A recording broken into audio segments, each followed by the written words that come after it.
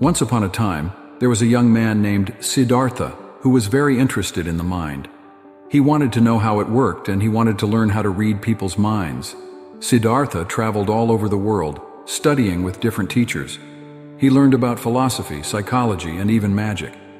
But no matter where he went or who he studied with, he couldn't find anyone who could teach him how to read minds. One day, Siddhartha was sitting in the forest when he saw a monk meditating. The monk was so still and peaceful that Siddhartha felt drawn to him. He went up to the monk and asked him if he could teach him how to read minds.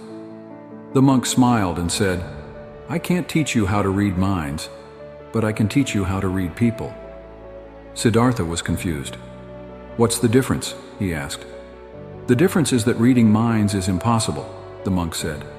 "But reading people is very real. If you can learn to read people, you will be able to understand them better and communicate with them more effectively." The monk then taught Siddhartha about the importance of body language, eye contact, and tone of voice. He also taught him how to listen carefully and ask the right questions. Siddhartha studied with the monk for many years, and he eventually learned how to read people very well. He could tell what they were thinking and feeling, even if they didn't say anything. Siddhartha used his new skill to help people.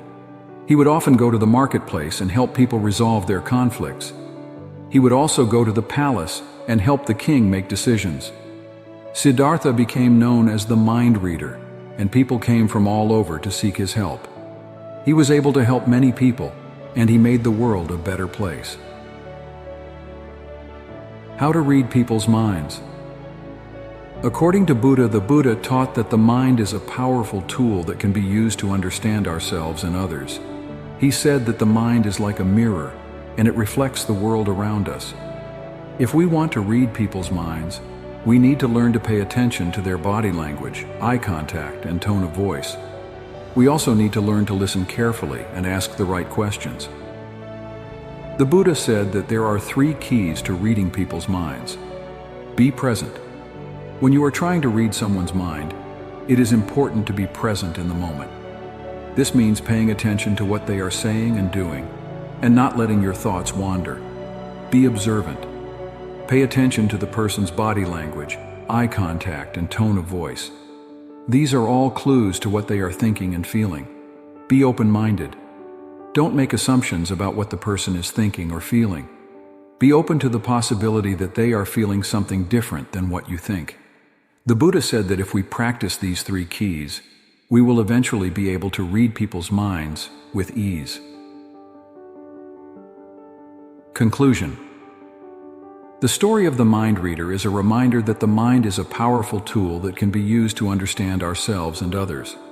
If we want to read people's minds, we need to learn to pay attention to their body language, eye contact, and tone of voice. We also need to learn to listen carefully and ask the right questions. The Buddha taught that the mind is like a mirror, and it reflects the world around us. If we want to understand the world around us, we need to understand our own minds. And if we want to understand our own minds, we need to learn to read people's minds.